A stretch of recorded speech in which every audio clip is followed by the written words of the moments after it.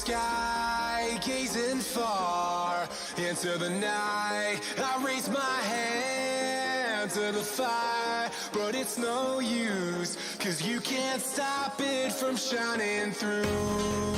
It's true, baby, let the light shine through. If you believe it's true, baby, won't you let the light shine through for you.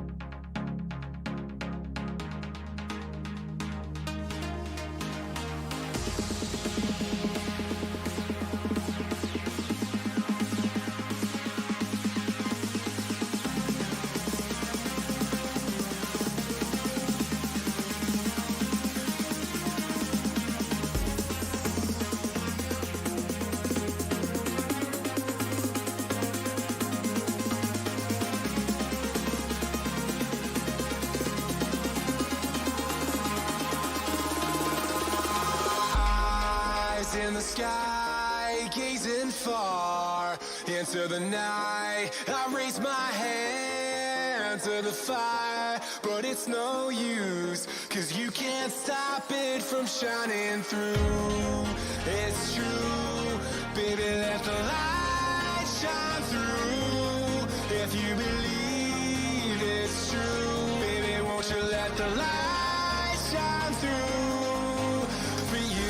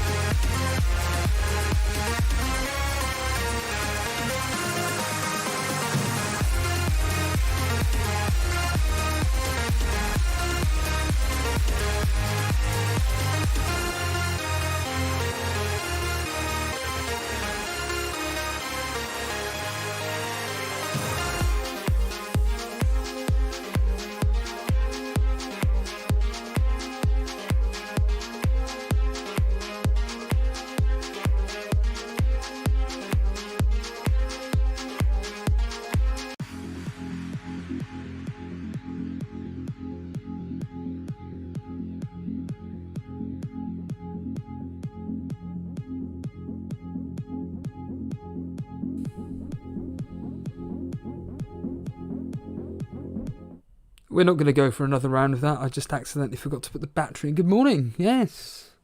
And it feels like 10 minutes ago that I was streaming yesterday. Flaming Nora. John Harris is here. John, why don't you pop on, mate? You know? Don't be too scared. It's really annoying because I stupidly didn't put the chat to essentially in time with me. I keep forgetting that essentially YouTube doesn't make it, it's like Jason says all the time, doesn't make it easy for us. You know, rather than having just automated settings, I can't have that.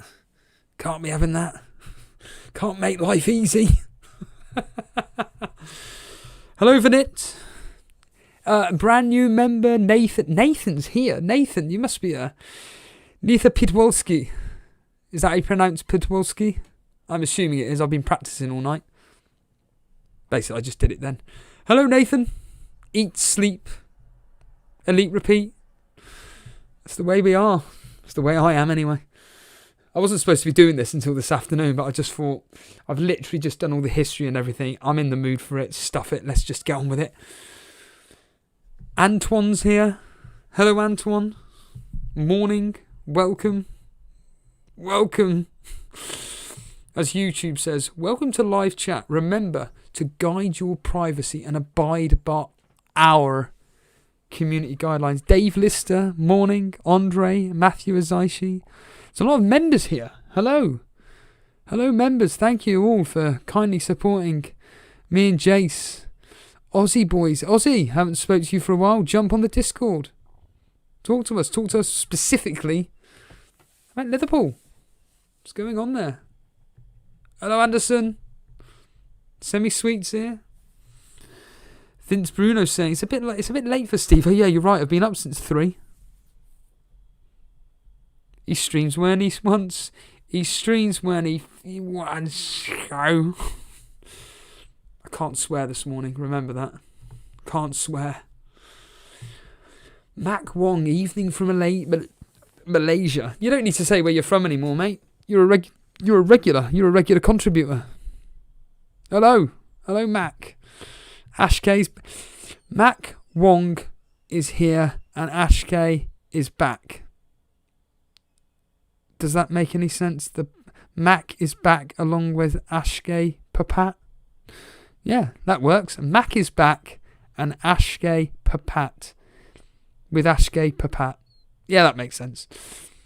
Good afternoon.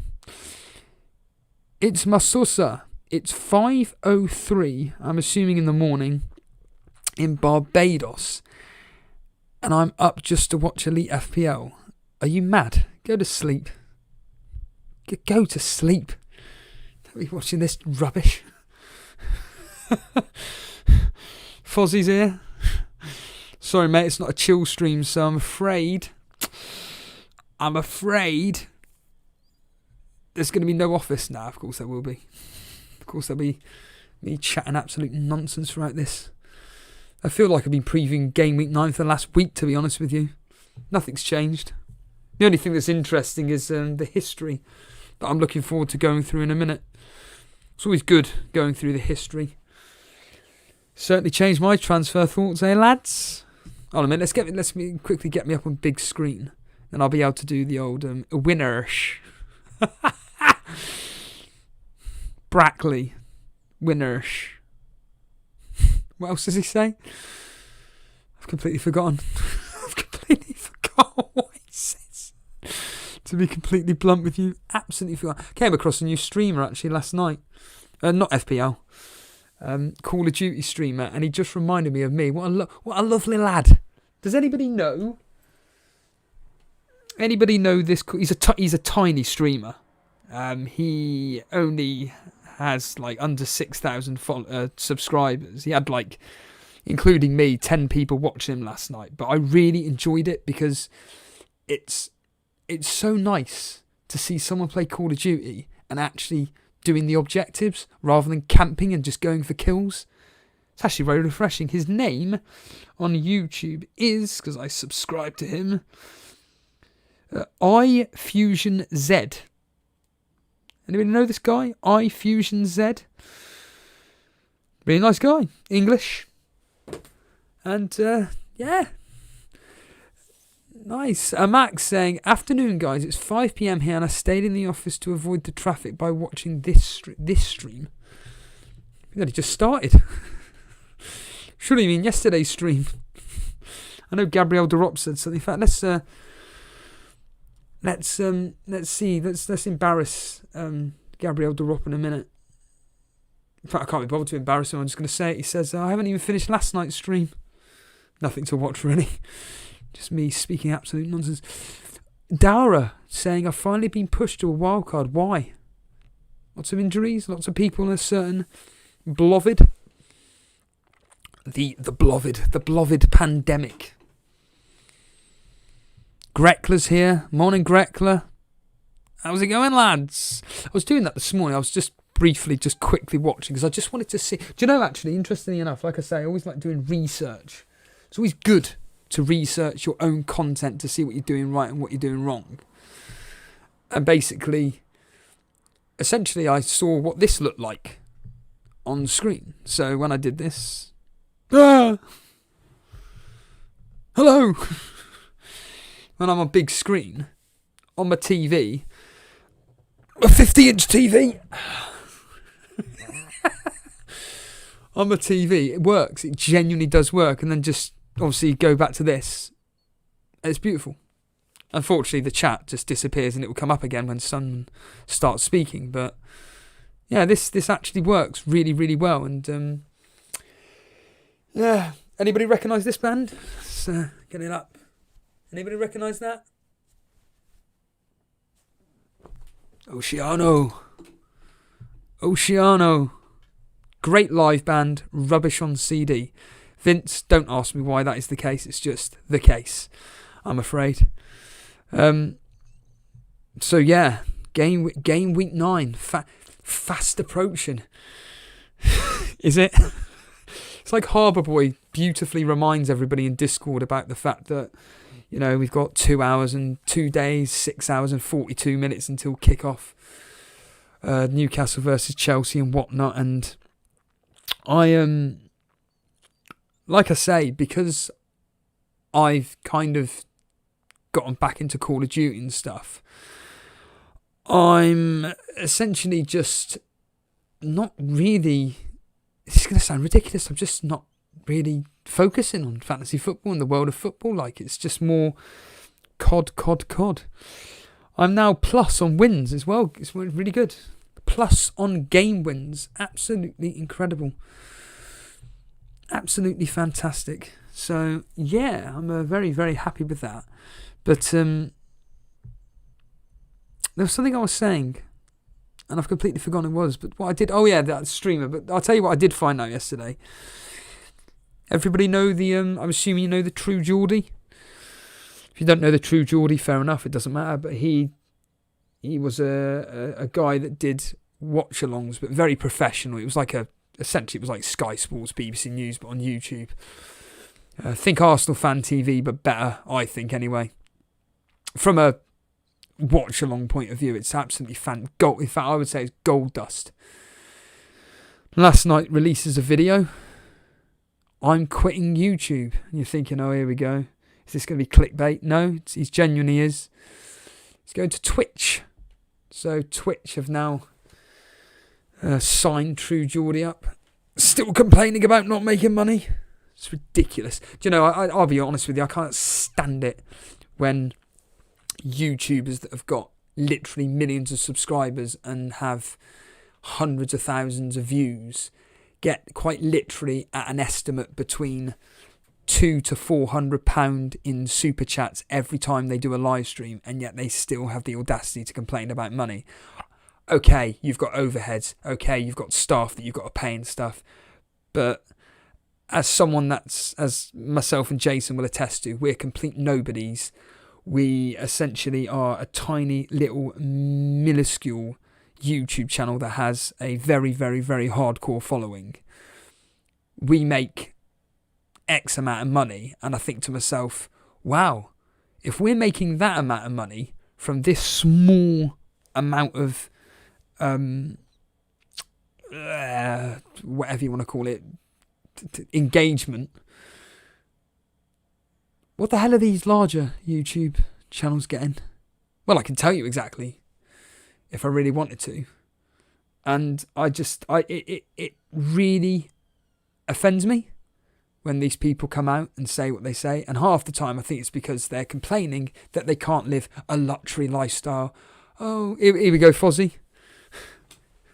I can't get a better car. I can't get a better girlfriend. More attractive wife. The point being is that's what I genuinely think they complain about. Can't flaming enjoy a luxury lifestyle. It's like what you're not happy with. You're doing what you love and just being able to just enjoy your life in general. And that's my interpretation anyway, that these large YouTubers, yeah, they make money. And yeah, they, like I said to you, they have to spend on X amount of outgoings. But I'm telling you now, they're all right in the sense of, you know, they're not like me or Jason that have to work a full-time job. Specifically in my case, which, let's be real here, don't particularly enjoy it. But I have to do it, and we've got to do this. It's tough. These guys, they can just focus purely on their own show.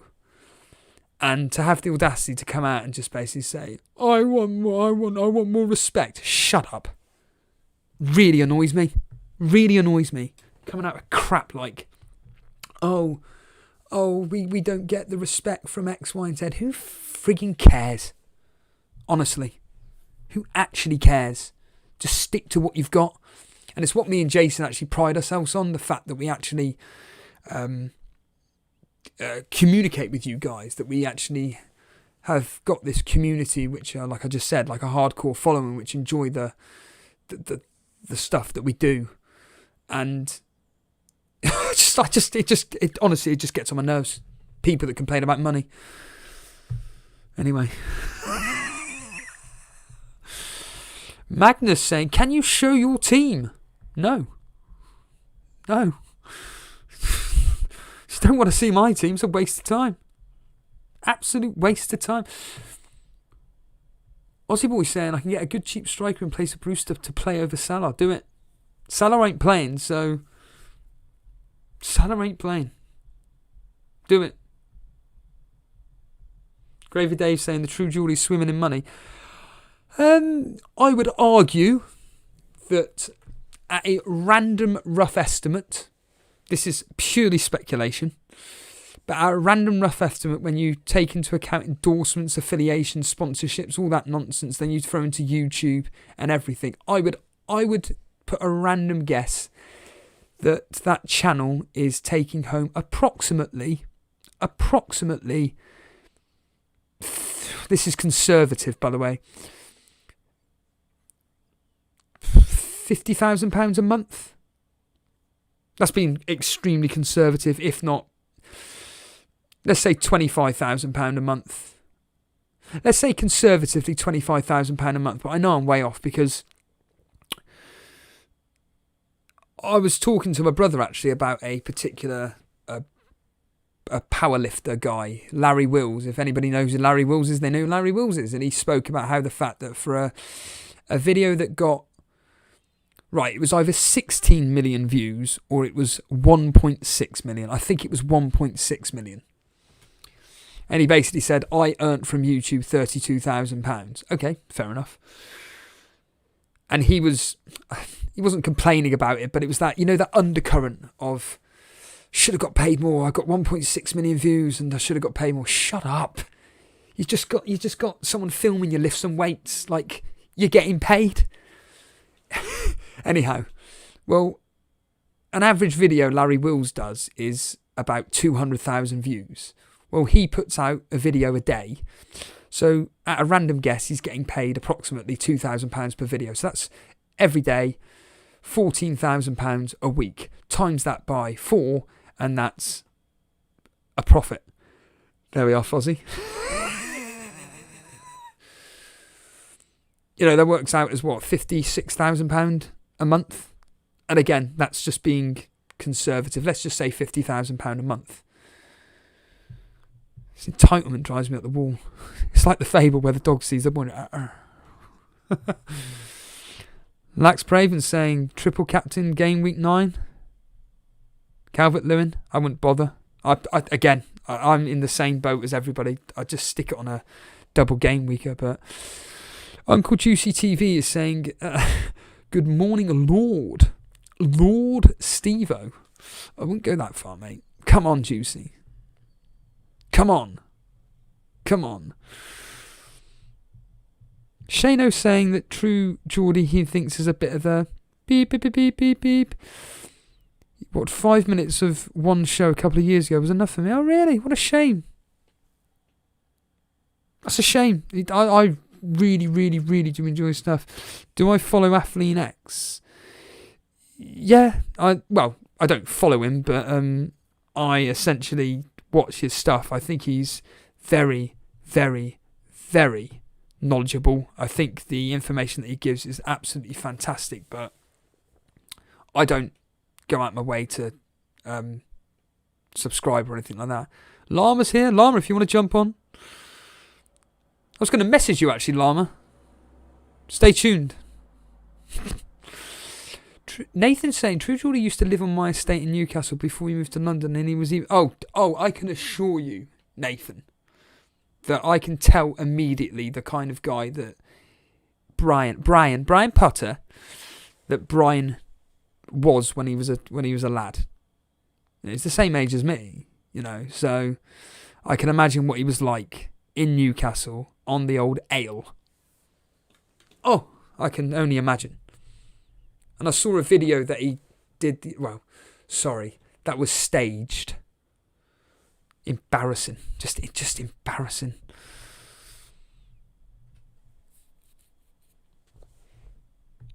Genuinely embarrassing.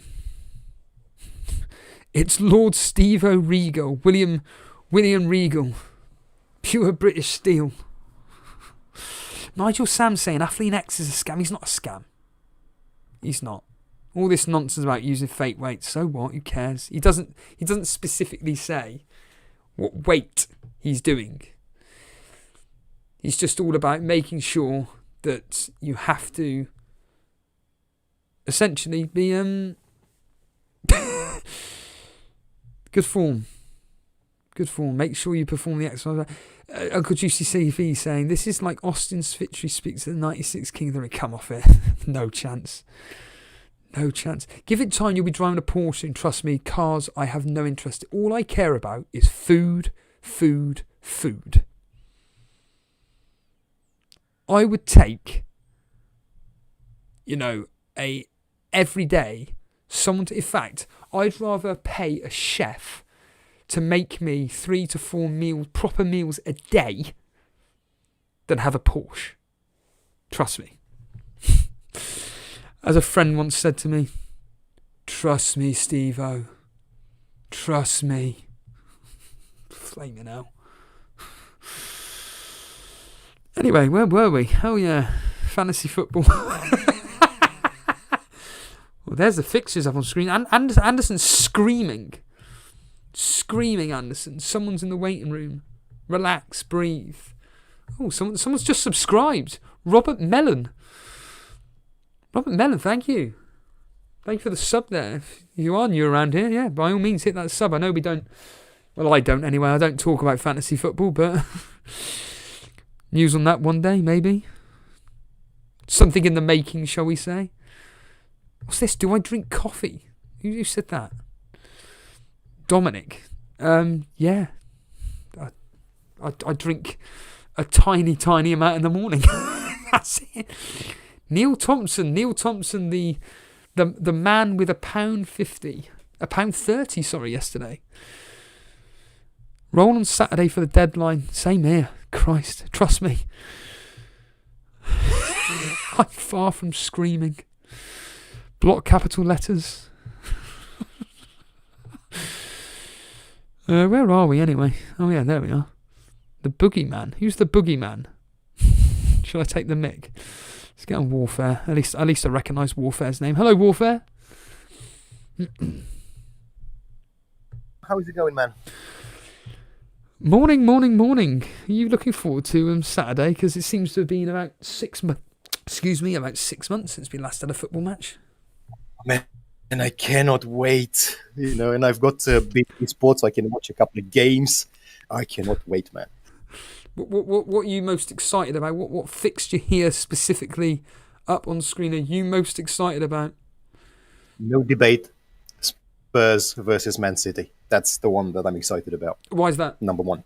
Because I keep saying this, and I think this year Spurs actually have a shot at the title. Yep. Everybody loves I say that, but they do. They've got Mourinho, and that man knows how to set up teams. He can win the Premier League title at least once. He's done it. And they just look good, man. They just look good. Now, if they manage to win against Manchester City, I think that will basically be the beginning of a great run for them. I think. We'll see. Are you willing to stay on for the predictions? Yeah, absolutely. But you need to understand something. I'm rubbish at predictions. I never get them right. Well, so whatever I say. I'm rubbish at predictions, yet in the predictor game that Semi-Sweet created, I've moved up to 19th. Absolutely amazing. I couldn't believe it. Robert Mellon. I think I'm... Yes, Warzone? I think I'm around like 70-something there because I'm absolutely rubbish. I never get them right. Why do you call yourself Warfare? I don't know, man. That's a good question. It's like... it's like a network game. I don't know. Yeah, is it based on Call of Duty? No, it's not. I don't play Call of Duty because I'm rubbish at it. Everything that involves shooting people, I just can't do it. They all shoot me instead. So no, it's just the name I've been using for a very, very long time. That's all. In all the games that I play and everywhere, I'm Warfare. I keep wanting to call you Warzone. That's a Call of Duty. Yeah, you get the idea. We've got Nathan Pitwolski's team up on screen. Nathan is blue. That is blue, my friend. The team in blue: Chilwell, Zuma, Rodriguez, Ziyech, Calvert-Lewin, Vardy. Blimey, if we are going to say Crystal Palace as well. Warfare, Ziyech. Yeah. Nathan's got him as captain at the moment. What are your thoughts on Ziyech? See, this is one thing I need to decide. I've got Ziyech, or however you say it. I love the guy. I really do. But he's not the only one who can score goals or assists for Chelsea. There are many other people who can do that. Now, my choice right now is between Grealish and Ziyech. And I've been on Grealish since last game week, basically, without fail. I haven't touched my teams, Steve Owen, since this international break started. I've literally done nothing. Only yesterday I could be bothered to actually move Salah on the bench, if you can imagine. So I've literally done nothing. So now I'm thinking, Grealish or Ziyech? One of them. I don't know. I'm on Grealish, but yeah, it's a great choice.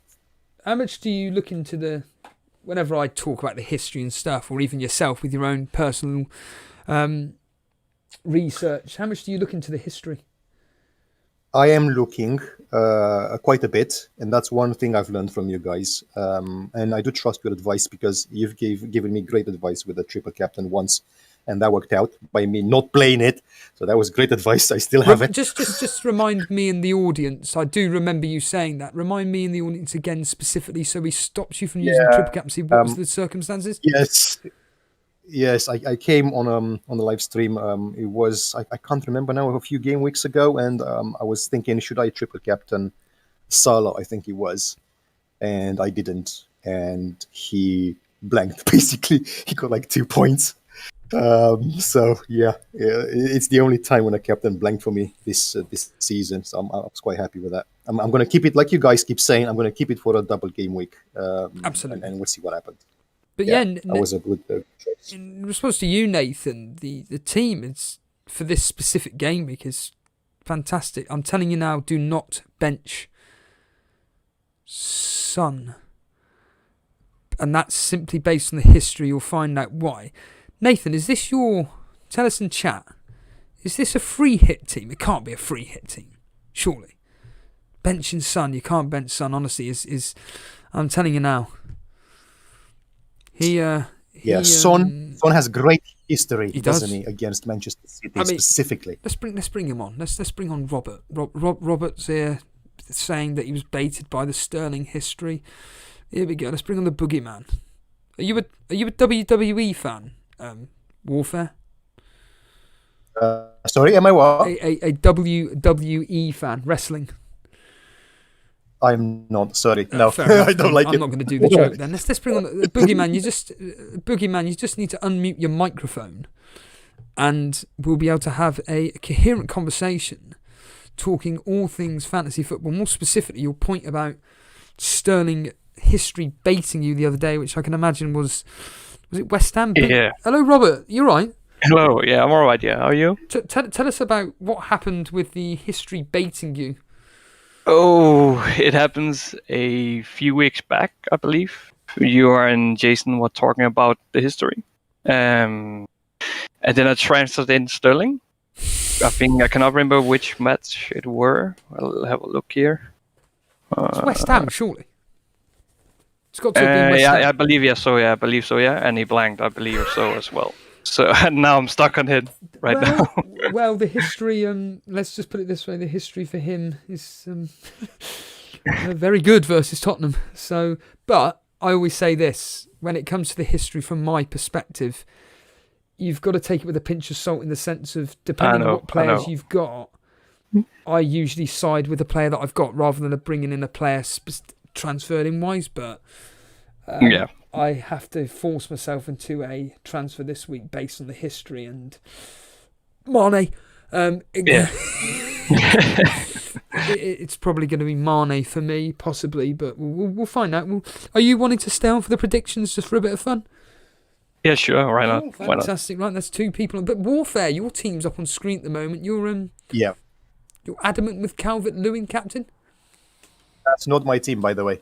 That's my team. That's the free hit, Steve-O. Hold on a minute. Right, let's start again. Right, hold on a minute. I know, Warfare, I know for a fact that you put your team in there. Yes, you did. I right. did, yeah. Just go up a bit. Right. Now, seeing as I messed that up, right, let's start with Robert's team then. Right, so this is a free hit team. Firstly, why have you free hit for? So, right now, as it stands, I made a few transfers. I think I was on a minus 12 hit, and I love Richarlison. I brought him in, and then he got a knock, unfortunately. So I panicked and thought, I have to go back now. This is too insane. I have to use the free hit. I have so many flags. Salah is out for 1 week. Sterling is on a knock. Chilwell was as well. So I just thought, I'm going to do it. And you've decided... Just one quick question. How set is this team? So essentially, of these 11 players, how many are absolute 100% nailed no matter what? Grealish, Fernandes, Cicek, Calvert-Lewin, Werner, Maguire, Dines. So I think the one I'm in doubt about is Zaha. I want Rashford, but he's currently on a knock, so I'm not really sure about it at this moment. So if let's for argument's sake say Rashford's declared fit, Rashford would be in for Zaha. Then I'll transfer it out instantly. I'll see tomorrow, I guess. Absolutely. I mean, yeah, we've still got a day and a bit to go before Saturday and everything. But you at the moment, triple Crystal Palace. Why triple Crystal Palace? Because I think you're a Burnley fan, as far as I'm concerned. So I'm basing it on the fact they cannot score goals. And True. And if there's going to be a clean sheet, it should be now for Crystal Palace again. They haven't had one in a while, I think, all season maybe. So this is the time. Just debating people. Well, interestingly, a lot of people are going with Fernandes as a choice to bring in. Maguire as a popular defender. Well, if we all remember the history for the Tottenham versus West Brom game, we all said that, well, the history suggests it's going to be a tight game. Well, I've got some bad news for everybody. The history, again, we'll get into it in a minute, is suggesting a very tight game again. So maybe. And I don't trust United as well. But then again, this particular game week, there are teams like, as you've pretty much hit the nail on the head with the majority of the teams that are playing quality fixtures, i.e. Chelsea up against Newcastle, Everton against Fulham, although once again the history suggests it's going to be easy. Yeah, well, I'm one of the guys that has not owned Calvert-Lewin all season, so I thought if I'm going to have him, the time is now. And how have you done without Calvert-Lewin this year? What rank are you for argument's sake? I must say, people will pull their hair out of their head if they hear what I've done this season. So I actually just started because we played it on my work. We made a pot with money, and then we're just playing right now. And so far, hold your horses. Are you ready here? Hold your horses. So far, I think I have taken about 70 minus all season. Minus 70. 70 minus. How? Because I'm very impulsive in what I do. The last 2 game weeks I've not taken hits, so I've calmed down a bit. I've hold my horses for some time. So right now I'm not really playing for the number 1 seed. I'm playing for my league's number 1 seed, and actually right now I'm on 409 points. So all rank 3 million. And where are you in this league? I'm actually climbing now because I've stopped taking all the hits. So right now I'm in 9th out of 12. And a fun fact, I started after the first game week as number 1. Ah. You haven't held on since watching. I mean, Warfare, let's just quickly look at your team then. Where are you ranked? I'm not doing too bad, actually. 400 something K. Oh, very good. Very good. Yeah, something like that. I've been a lot more patient this season, though, and I'm trying to take a lot less hits. And I've kind of built my team by having 2 good players on the bench, kind of expecting issues. I can see that, yeah. And yeah, that's worked out. So I still have, see, even now, I still have Lemty. If anything happens, one more player gets hurt, I still have Lemty to come on. So I should be okay, whatever happens. I didn't take any hits this game week. I did 1 transfer. I got rid of Mitchell from Crystal Palace because he was red and wasn't playing. And I wanted someone who was playing, so I brought in Kufal, I believe it was. So we'll see. This team, I'm sorry, but this team is ridiculous. For people listening, Aurelio Martin, Azuma, Chilwell, Kufal, Grealish, Rodriguez, Son, Ziyech, Kane, Calvert-Lewin, Watkins. One transfer already done. You definitely don't need to do any more. Just leave it as it is. That is a stunning team. It's just the captaincy, isn't it? Yes, just the captaincy, and it's actually very important this time around, because if you get your captain right, chances are you're going to do very well. So I need to get that. But you know what? It's still a game. There's no pressure for me. If I get it right, I get it right. If not, well, there's another set of game weeks coming up. It doesn't really matter. It's fine. But sorry, go on. I was just going to quickly say, what is the likelihood of you, say, taking a hit? Or do you think, no, I am literally leaving this team as it is? I'm not taking a hit. No, Good. Not now. I do want to make 1 transfer already. See, this is the kind of thing I wanted to talk about, see what people think. Salah situation. So he tested positive twice last time. So the second time yesterday. And when people test positive, from what I've seen so far, it can take a number of weeks before they come back. So it's not like he's going to miss 1. I have a feeling he's going to miss more than 2 game weeks. Please don't say it. I don't know why. It's just... This is. I'm trying to be really realistic here, because I don't want to have on bench £12 million. Yes, that's a lot of money to have on the bench. So what I'm tempted to do next game, because he's already dropped in price. So I bought him from game week 1, like many people, obviously, 12 million. I built up a bit of value, but it doesn't matter because he's not going to go up that much unless he goes ballistic and keeps scoring lots and lots of goals. His value is not going to go up massively. So that's number 1. So I've got no issue, no attachment whatsoever. And I'm tempted to transfer him as soon as the deadline is passed for next game week, so I don't take a hit, basically. And bring in KDB, for example. Because from Salah, you can go to anyone in the middle. There's literally anyone you can go to. So I'm thinking KDB. I've seen KDB play yesterday. He looked good. I've seen him play the game week before. He didn't look good.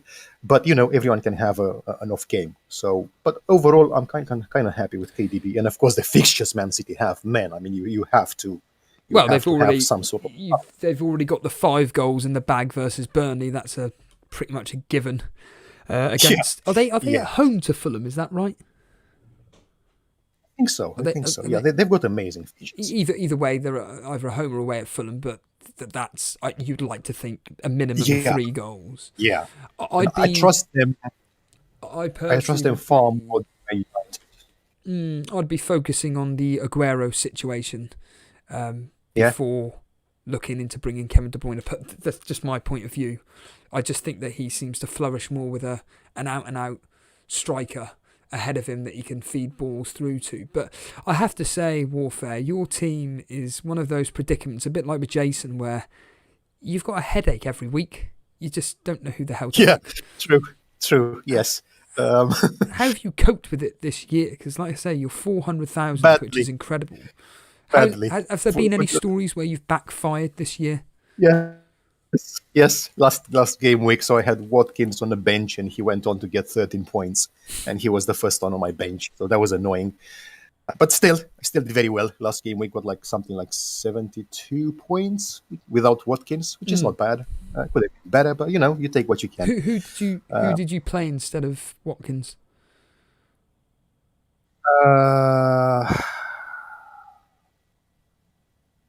I'm assuming Salah. I can't remember. Hang on, let me have a look. Yes, no, of course, yeah, It must was have been Salah definitely. because you were playing what, a 3-5-2 formation? Yes, mostly 3-5-2. Yeah, Yeah. and like I say, this team is just it's like with Boogeymans. You just look at it, you just think it's absolutely gorgeous.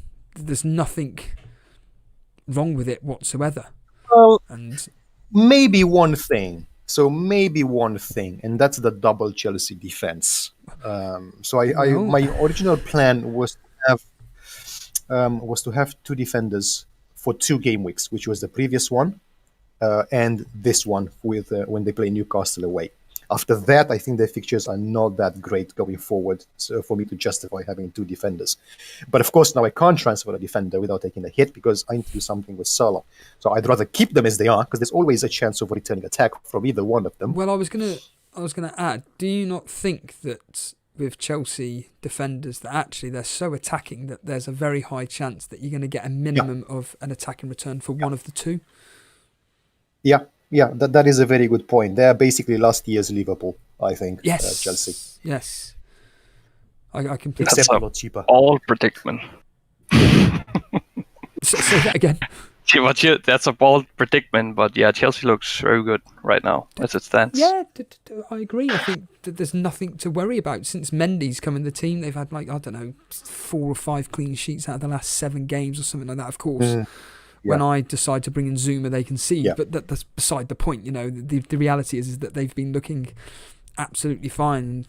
The reality is that I'm personally seriously thinking of tripling up on Chelsea defence because I just don't trust their attack personally. I think this. It's hard to predict where the point's going to come. Yeah, this Ziyech, he's returned twice in 2 game weeks. Can he continue that form? Well, yeah, absolutely. Sure he can. But I'm still kind of waiting on to see if he can perform versus Newcastle. Boogeyman, you were going to say? No, I didn't say anything, but I actually thought about. I just posted my current team, and I actually thought about a Chelsea attacker. But I'm not really too keen on Werner yet. I don't know if any of you guys are, as it stands right now. On Werner, I'm not. So personally, I'm not. Yeah. Yeah. No, me personally, I'm not keen on Werner either. I mean, I'm like you just said, Chelsea attack. It seems to be they score X amount of goals, and Werner seems to get 1 return out of it. I mean, I could be completely proven wrong, but against Newcastle, once again, it's a good fixture for them. Will he play as the number 10, which is supposedly his favoured role? Who knows? Without Havertz there, no Pulisic either. Yeah. But the penalties, though. Yes, yeah. I mean, like I said, your team up on screen here is fantastic. There's nothing wrong with it whatsoever. So I would stick with that. I mean, let's just kick the predictions off straight away because we are kicking off with Newcastle versus Chelsea on Saturday afternoon. I mean, what are you? We'll start with you, Robert. Then, seeing as you are free hitting, you got triple Chelsea. No, you got double Chelsea. Is that right? Double Chelsea. Double Chelsea. What are you predicting for this game then? Yeah, actually going to predict. You want the score? Score-wise? Absolutely, yeah. And any thoughts on the game? Just let me know. 3-1 to Chelsea then. I think Wilson, if he's fit, he will get a cheeky penalty at some point in the game. Especially if Andreas Christensen. Wilson's not available. He's out. If he's not available, it will be 3-0 for sure. 3-0. I don't see them score without Wilson. Warfare? I'm going to go with a 2-0 on this one for Chelsea. You like Robert here thinking that without Wilson they're going to struggle? I think so, but it's not just that. I mean, Newcastle, they're not on the same level with Chelsea. So unless Chelsea have a really bad day, which could happen, I just don't. I can't see them losing. Not with this team. It's just I don't think so. No, they will win definitely in my book. 2-0, I think, possibly 3. But I'll stick with 2. You've just agreed with me. I'm thinking 2-0 as well to Chelsea. I'm not expecting. I'm expecting a professional job, but unfortunately during these times, it seems that any professional job seems to go out the window and it always seems to go the opposite way. And that's exactly what the history's saying. The history's actually thinking 1-0 to Newcastle. Steve, yeah, you know what's going to happen because we said 2-0. It's not just going to be complete. 1-0 to Newcastle. 0. 2 out of 3 of the home fixtures for Newcastle have ended 1-0 and 3-0 in Newcastle's favour. Across the 6 fixtures, there have been 4 clean sheets, and every single one of those clean sheets have come for the home team. Yeah, all right. That is true, but Chelsea are very good at playing with teams who are sometimes a bit more defensive. And once the problem is, if you let them go, you will pay. So that's the only question in my book. If they start the game well, if they score a goal early, I think it's going to be possibly 3-4, something like that. If they don't, it's going to be a lot closer. That's what I think. The reality is that Newcastle are going to set up 5 at the back, 3 in midfield, 4 in midfield, 1 up front. It's going to be a 5-4-1 formation, and they're just going to try and get. Bruce is going to set up to keep that clean sheet and get that draw. Now, whether or not he can whether or not he can stop the attack of Werner, Abraham, Ziyech, who knows? But I'd like to think that Chelsea will be able to break down the wall and be able to potentially get that, and hopefully get that clean sheet for us. You're doing 3 hits. We've all got Aston Villa players in, and the next game up is Aston Villa versus Brighton. Robert? Yeah, I actually thought about, instead of Vardy, getting Watkins in, but I'm not really sure what's going to happen in this match. I don't have a good feeling. If you could say that. So why are you thinking to have Watkins then instead of Vardy if you don't know what you think about this match, so to speak? It's just when you see Villa play, sometimes they just hit the ground running, and we all know what they can do. I'm a Liverpool fan, so I'm a bit irritated at Villa. Understandable, but so I kept Grealish because he's outstanding at the moment, and I think you need to have him. What are you expecting from a score perspective, though? It's a tough one. I don't know if Maupay will come back to his scoring regime, but probably, what can we say, 2-0 Villa. But I'm not sure about that one. That's just a wild guess. Well, Warfare, you're contemplating Grealish captaincy. What's your thoughts on this specific fixture? I think they will win. I don't think they will keep a clean sheet. So I'm kind of seeing a 2-1, 3-1, maybe 3-1. Let's say 3-1. I think that's what's going to happen. Of course, it's going to be different, like 2-2 or 5-1 for Brighton probably, but we'll see. 3-1 for Villa. I'll stick to that. And you think that Grealish will get something out of those 3 goals? I think so. Yeah, I think he'll get. I think he'll get 1 goal. I mean, I'd be happy with. I'll take that. You see, do we know for sure who's on penalty, Grealish or Watkins? I think it is Watkins. I think that's the case, isn't it? Warfare. I think last time they let Watkins take it to build up a bit of confidence. I could be wrong, of course. I may not. Yeah, that's what I heard, at least. Felt like that. So I don't think Watkins is on penalties, but we'll see. You never know, right? You can't say the same player is going to take penalties all the time. You just can't say that. Clon1X is thinking 3-1 to Aston Villa, agreeing with you, Warfare. You see, I don't think this is going to be that easy. No? What do you in fact, Infamous is saying I don't think Villa will win. I agree. I'm thinking this is going to be a draw. Yeah, there we are, Infamous. I think this is going to be a 1-1 draw. They're not open enough, Brighton, I don't think. And do you know what? Brighton's record this year isn't too bad. It really wouldn't surprise me if Brighton were to win this. But I'm expecting 1-1. Do I expect Grealish to do something? Yeah, probably. Is key to everything that they do. But I think this is going to be a lot tighter than what people think. I mean, the history staying 2-1, but despite of the last 6 fixtures, there being 3 1-1 draws. Aston Villa have won 3 out of the last 6, 2 of them being at home. So take that with what you will. It's saying a tight 2-1 victory, but it could be one of those where it's a very, very tight game indeed. Talking of very tight games, we've got the big one, which you're really looking forward to, Warfare, so we'll let you kick this off first. Oh, yeah. It's Tottenham Man City. Give us your thoughts on this particular fixture, my friend. I think, and I hope Spurs will win. And to make it clear, I am not a fan of any team. I just like football, and I follow a lot of teams. I like Liverpool, I like Leicester, I like Man City, I like Everton, I like Spurs. I like them all, to be fair. But can I ask you a question, Warfare? If you should choose one team in the Premier League, who would it be? I can't choose because I can't be tied to just one team. All right. I just can't do it. Sorry. But I see Spurs win this one. 2-1 to Spurs, I think. So all those people bringing in Man City assets, are you essentially just sticking a middle finger up and just saying... Yeah. Absolutely. Yes. I think, don't get me wrong, Man City will do very well. But after this game, I think. I agree, actually. Tell us why you agree.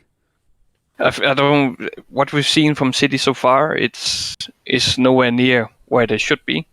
I think they put up a good display against Liverpool, and they should have won that match. But I think they need some Burnley bashing before they can settle themselves for the other games. So I actually think Spurs will win as well. Actually 1-0, but maybe 2-1, as Warfare said. If I was to push you for a result, if you were playing semi-sweet potatoes predict a game, what result would you put in? Oh, 1-0. Mourinho masterclass. And Warfare? 2-1. I'm sticking to that. 2-1 to Spurs. You've got Neil Thompson thinking 2-1 Spurs. Klon is thinking what I'm thinking, 2-1 Man City. Booner's saying 2-1. 2-2 FPL Sum is saying. I think that Man City are going to edge this. I think I agree with you both. It's possible. I think it's going to be a very tight game. I don't think it's going to be that easy. Mourinho's record, though, against the quote-unquote top 6 teams is terrible. Although apparently this season he's actually kind of turned it round, and towards the back end of last season he's turned it round. But I think Man City are going to have the edge here, and I'm going 2-1. But as ever, the history's completely contradicting me here. It's agreeing with you guys. Very much like Newcastle versus Chelsea. They're thinking 1-0 to Tottenham. Tottenham have won 2 out of the last 3 at home, 1-0 and 2-0. Just like the Chelsea game versus Newcastle, there's been 4 clean sheets across the last 6, 3 of them being at home. So yeah, it's saying that maybe a very tight game. The Cape FPL 2-1 Spurs, just like Matthew Zaichi saying 2-1. Aaron Steele saying Spurs always concede. That's very, very true. Do you think, Robert, that Man City could be a bit of a trap this game week? For sure, yeah. I actually, before my free hit, I put in Cancelo because his stats are incredible. So yeah, I actually did that, but happily for my free hit, because I think I will not keep a clean sheet against Spurs. I think Kane and Son will provide something in this game for sure. Yeah, I think so too. I think we're all in agreement there. I'm expecting Kane to score in this particular fixture. We'll talk to traps. I really do think this could potentially be a trap. Man United versus West Brom. Well, I've just heard you say that, Robert. Tell us why. Yeah. I don't know what there is about United. One of my good friends are a United fan, and he also always talked them up to the skies. And whenever I bet on them or picking them to my FPL team, they just fall to the ground so fast again. So I don't know about United. They're a coin flip every game, I feel like. I don't know. Hopefully they will do well. So I predict 3-0 for United. So So despite thinking that it could be a trap, you're expecting them to win. I'm a madman. You learned that so far. A warfare. Your thoughts on Man United versus West Brom? It's Man United, so on paper they should win easy. On paper, this should be 2-3, 4-0, no problem at all. In practice, it's Man United. West Brom could win 1-0. You know, I'm still gonna give Man United the benefit of the doubt. I think they will win it. I don't think it's gonna be an easy game though. Maybe 2-0. I think something like that. Maybe I expect, but I wouldn't be surprised if this is a shocker. Yeah, me neither. Word for word, I'm agreeing with both of you. I think that this is going to be a lot tighter than what people think, but it's the classic line from me. Man United should be able to break through West Brom's defence. The fact that they're at home as well, although this season, they haven't won any of their home games in the Premier League or something like that. They always seem to struggle against teams like this, and I really wouldn't be surprised if West Brom got something out of this. But lots of people are here. Neil Thompson 3-0 to Man U. Infamous saying 3-0. Badman Tunes is expecting a Bruno hat trick. 2-1. 2-1. Vince is saying, "Oh, go for it, Rob." Yeah, but the thing is, it's always when you watch them, it's like when they play against a smaller team, it's like they don't even want to play football all the time, and it's so frustrating to look at. But remember Crystal Palace. That's all I'm saying. Remember exactly. Burnley as well. Burnley always seem to frustrate them. I don't know, if I had that salary, I will run my ass off on the pitch. Do you think that, like Badman Tunes is saying, he's expecting thinking maybe a hat trick for Fernandes? Are you maybe thinking that is Fernandes really the best captaincy option this week? It's a tough one. I actually thought about it as well in my free hits. I don't know. My brain is so messed up with all the away thing where he performs from away. So I should not watch YouTube or anything because it messes up your predictions. He can do well for sure, but I think, for example, that Calvert-Lewin has a better shot at delivering. I think the odds are higher for it. FPL 868 is saying West Brom will score. Matthew Ziyech 2-0 to United. Matt Henley, I have said, to be honest with you, that there are people that are seriously thinking of triple captaining Rashford warfare. What do you think on that mindset of even captaining Rashford? Great choice. Triple captain. I'm going to go with what you said before, Steve-O. No, it's not a double game week, so no, don't do it, I would say. But, we could be proven wrong, and Rashford can come in and score 3 goals, and everybody's happy. Did you notice every game week, if you look at who gets the most points in FPL, there's always some crazy team with a crazy triple captain that nobody ever expected. Always happens. These are fake always. Teams. They're not. These aren't real teams. These are fake teams. They're just no, they're not. Absolutely agree. They're not. But somehow they managed to get the captain right. Yes. Yeah. It's like with you though, warfare. You're 400,000th, and yet you admit that you don't even follow a Premier League team. So maybe that bias doesn't come into it. So it makes it easier for you to choose particular players. Yeah, I'm going with informed teams and players, and often I see them play as well, not just as I said in Discord quite a lot as well. We can be a bit blind in FPL. Players who don't play very well return a lot of points, and players who play very well and are very good don't actually return anything. So that kind of changes things quite a lot. You see what I mean? You got to take emotion out of this. It just doesn't work like that. It just doesn't. We had a famous story last year where legitimately, let's just say, a member of the community, his sister's team, wink wink, his sister's team legitimately after game week 1 last year was number 1 in the world.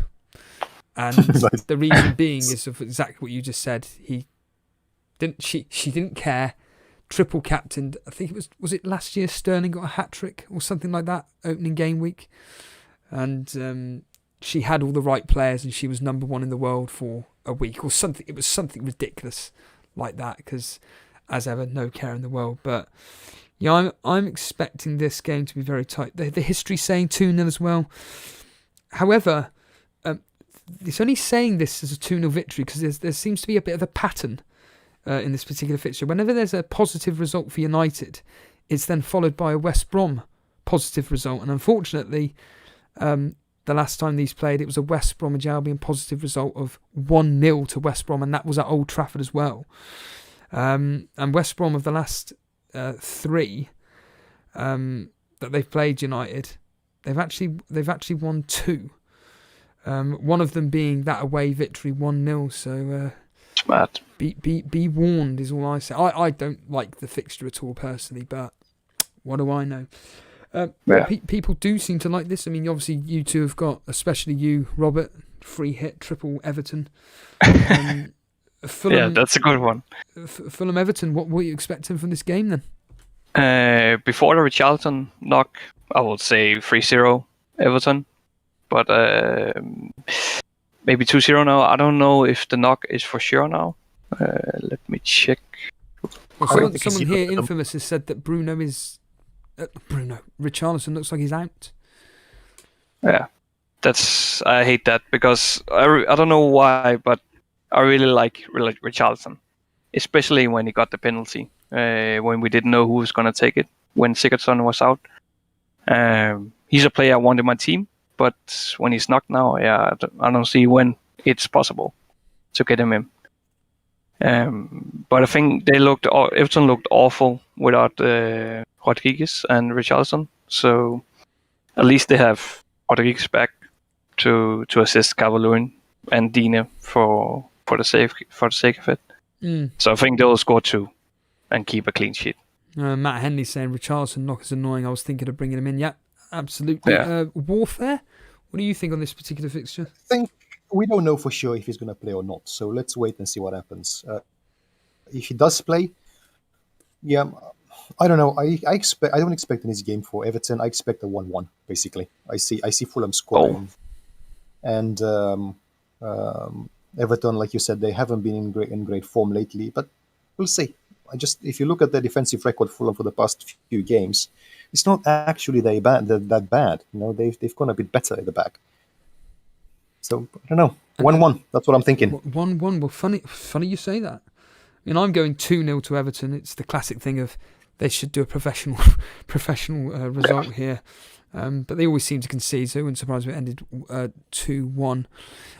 But the history's saying 2-1 to Fulham.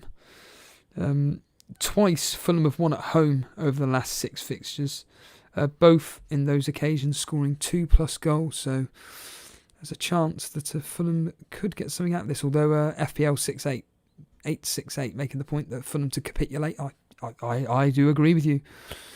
Philip Wright saying Fulham are due a result. Yes they are. They did get that result versus West Brom, so that's their 3 points on the board. See, I don't get that. Nobody's due anything. That's not how football works. And all they do is do goals. They're not going to score because they haven't scored in the past 8 games. I'm sorry, I don't agree with that.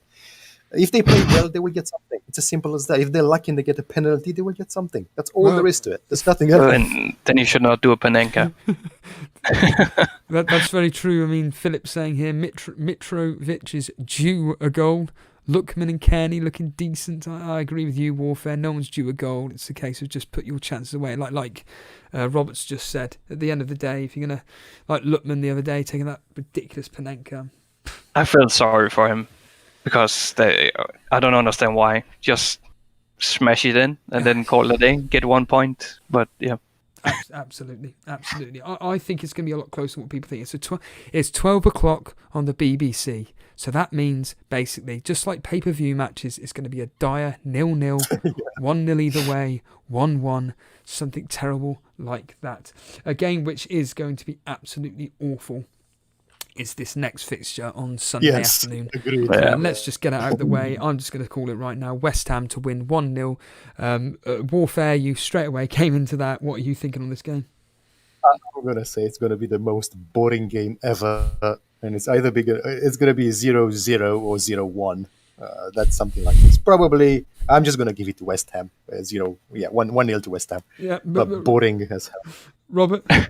I think it's going to be 1-1. Yeah. I think when I've watched Sheffield United, they always get one goal in, so people don't keep their clean sheets. As they did against Chelsea and Liverpool, and I think people holding on to Trent and Robertson. I think Robertson is a good shout, but they were probably annoyed really much about that one. Yeah. Somehow they get one goal in, but I also think, I don't know if Brewster, we will see tomorrow, if he has a knock as well, but I don't know. Fine. He'll be fine. I can't see why he wouldn't. The problem is that there's a chance that it's rotation for Brewster. Will he be given the opportunities to play? But for all we know, he could start versus West Ham and score. You know, this is a perfect opportunity for him because he may be due a goal. But, the history saying, talking of low scoring, 1-0 to Sheffield United. There's been 3 1-1s across the last 6. But Sheffield United have won 2 out of 3. Both of them to 0, 1-0 and a 3-0. Cameron Warcliffe straight in there, 1-0 to West Ham. Anderson saying here that Brewster has been awful and should probably be benched. I'll tell you what, this next game is what I want to talk about. It's Leeds versus Arsenal. I think that this could be one of those games where Leeds actually finally get their act together and beat a quote-unquote top 6 team or a mid-table team. What are you thinking on this, Robert? Yeah, I also think as well. I think Leeds, I love to see them play because they look so promising in the way they play football. And I think Arsenal, they are a trap for sure. for sure. Absolutely. I don't know why Aubameyang is playing on the left. I don't really understand why they're playing like they are Arsenal. The last time, who did they play last week? I cannot remember. Aston Villa. In that match, they didn't look like they wanted to play football at all, just like United do sometimes. And as Aston Villa was all over them. So I think actually Leeds can take this one with a clean sheet, 2-0. Clean sheet? We've got FPL 686. Come on, 5-1. Get a grip of yourself here. Cameron 2-1 leads. El Padrino 2-1 leads. Kahlona 3-1 leads. 3-3. Anderson is saying 3-2 to Leeds. Morning Fire Talk. Clon saying 3-1 leads. Warfare. I think I can see the how this is going to play out. I'm going to be wrong, of course. Don't listen to me. But the way I see this playing, Arsenal are going to score first, 1 or even 2 goals. And then they're going to lose or they're going to draw at best. So I kind of see a 2-1 for Leeds on this one. I don't know. It feels that kind of game. Sorry, but Robert, what did you say your prediction could be? 2-1? 2-0 for Leeds. 2-0, that's right. Well, the Arsenal that they haven't, I'm just looking at their recent matches. They did not score against Villa, United, Leicester. Who was the next? City. The last time they won was against Sheffield United. Well, this is the classic thing. I always think about this whenever teams seem to I don't know what it is. Like when they play the equivalent team, they always seem to. What was the score against Sheffield United? Have you got it there? 2-1. 2-1 to Arsenal. So it'd probably be 2-1 to Arsenal versus Leeds then. I always just seem to. It's like when we went to in North London. Whenever we go North London, like Tottenham versus Arsenal and Burnley versus Arsenal, Burnley versus Tottenham, they always seem to beat us with the same similar results. And the same when we bring them back to Turf Moor, we seem to beat them with similar results. And I just think it's written in the stars where Arsenal probably turn up, win 2-0, 2-1. The teams that you just read out there, Leicester, Aston Villa at the moment are doing very, very well. Man United, they're all top teams. So I'm agreeing with Semi-Sweet Potato here. It's either going to be 4-1 to Leeds or 1-0 to Arsenal. Nothing in between, huh?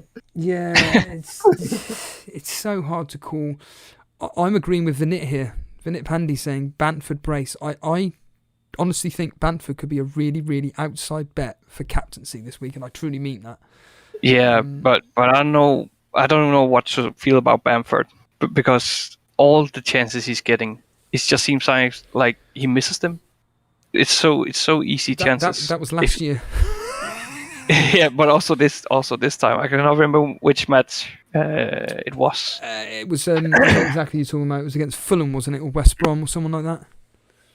Yeah, probably, where he just didn't seem he wanted to score, but then he just how many goals did he score? I cannot remember the crazy goals he did, and I was like, I don't know. I was like, I don't know if I have to get this guy in or if I want to avoid, because he seems. Yeah, I don't know. I don't know what to feel about him. I think for me, the way Leeds are playing, because they just play such an open game, that they're winning to attack, that Bamford's going to be given all these chances, and I just think that he could do well. Andy Huff. Cheers, dude. Cheers, pal, for the sub. Appreciate that. Yeah, and I actually thought, like, I think it's important to get a Leeds cover, because they play so offensive sometimes. So I saw you had Click, and I also had in the start of the season. Yeah. And I'm actually thinking about bringing him in to the squad or Bamford just to get the cover. Phillips is back, I believe, now, so Click could be pushed up more further forward because he's been playing more of a defensive role, though ironically he's actually had an assist in the last 2 matches. But I'm actually thinking of getting rid of Click. Yeah, just... Can you please do it quick so he can go down in price? he just doesn't return enough for the amount of goals that Leeds are scoring. He's not returning enough whatsoever. But the history is going 2-1 to Arsenal.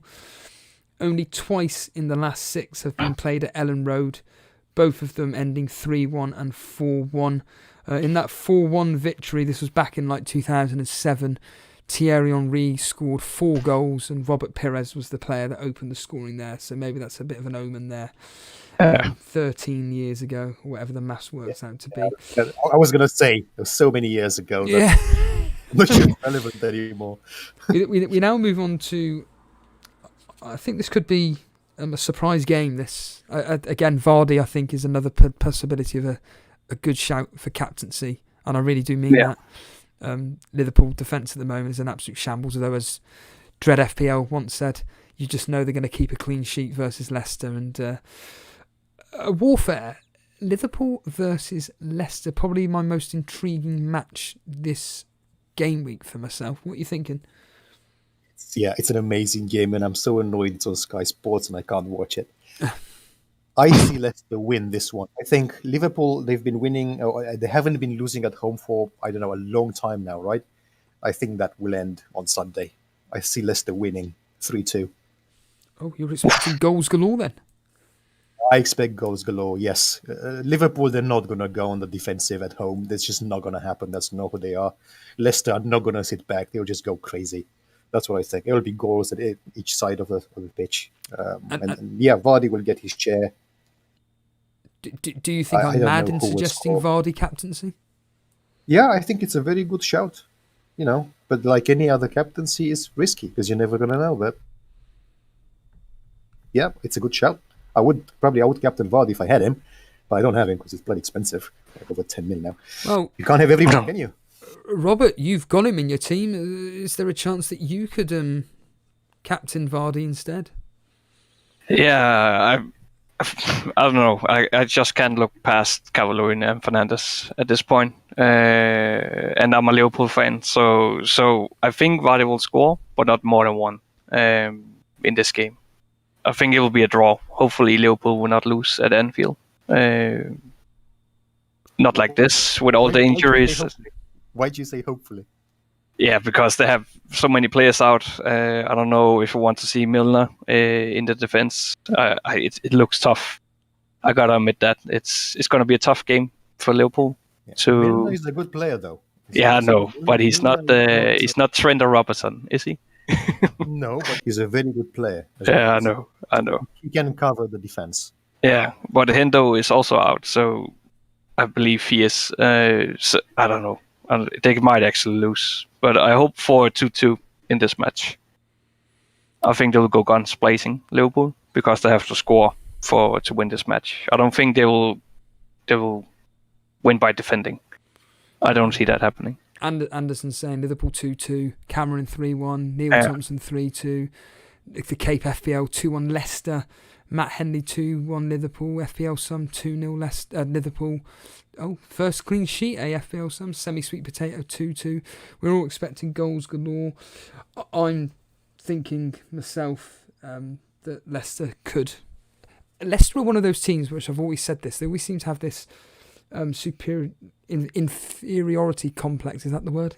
They just seem inferior when it comes to these bigger teams when they can just grab the bull by the horns. Okay, yeah, they beat City, but City were an absolute abomination that day.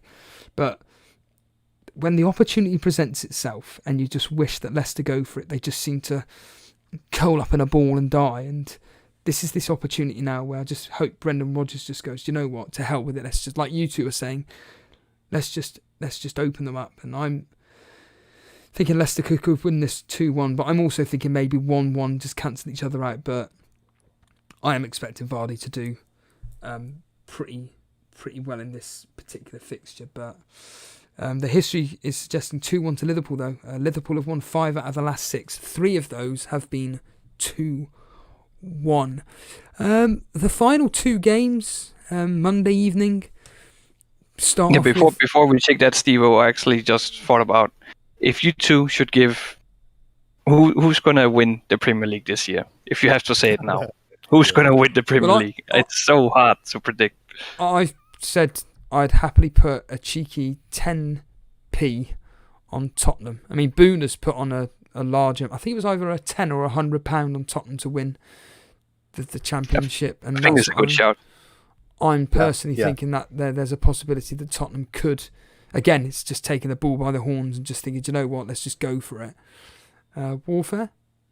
I think this is going to be a season of surprises. I think I don't think Man City or Liverpool are going to win it, so I'm going to go either Spurs or the Foxes. Yes, one of them. I see. Yes, the Foxes. Potato. I've seen your comment about me being secretly a Foxes supporter.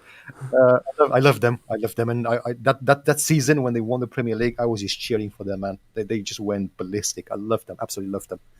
I hope they do it again. They can. Spurs or Foxes, one of those two. What about Chelsea? That's a good shout there, I think. Yeah, that's a good shout as well. Next year. I'm thinking next year, not this year. They still need to glue it. They keep those players, keep them injury-free. I think next year, they're going to smash it. Yeah, I like that. I like that thought process. There we are. £10 it was Booner then. £10, 100 to 1. And Kane to be top goal scorer. I think it's beautiful, Booner. I think it's a beautiful bet. Yeah. That sounds good. Absolutely. So, yeah, Burnley versus Crystal Palace. I'm just going to get straight to it. We've got the history suggests it anyway. We have got an absolute appalling record versus Crystal Palace. Bizarrely, it's been book stamped. Both ends have been... so there's been 6 matches. The 6th match and the latest match have both been bookended with a 1-0 victory to Burnley. But in between... have been just Crystal Palace wins, 4 of them.